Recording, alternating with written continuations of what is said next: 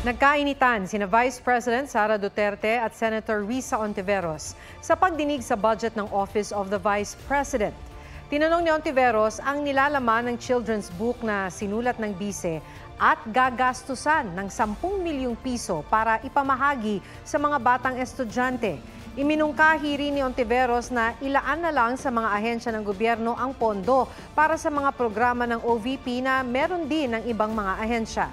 Sagot ni Duterte na pupulitika ang kanilang budget na kalaunay lumusot sa komite ng Senado. Pinupolitika rin daw ni Hontiveros ang kanyang libro. Ang problema niya kasi, nakalagay yung pangalan ko doon sa libro. At yung libro na yan, ibibigay namin doon sa mga bata. At yung mga bata na yan, may mga magulang na boboto. At yung pangalan ko ay nagkalat doon sa kung saan man ibibigay yung libro. Madam Chair, hindi ko maintindihan yung ugali ng ating resource person. It is a simple question.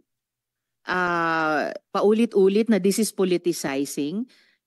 Ang VP ang nagbanggit ng salitang boboto. Wala akong sinabing boboto. I don't appreciate this kind of attitude. Hindi ko rin maintindihan ang ugali ni Senator Risa Hontiveros. And I do not appreciate, ano yung sinabi niya? I do not appreciate this kind of behavior and attitude.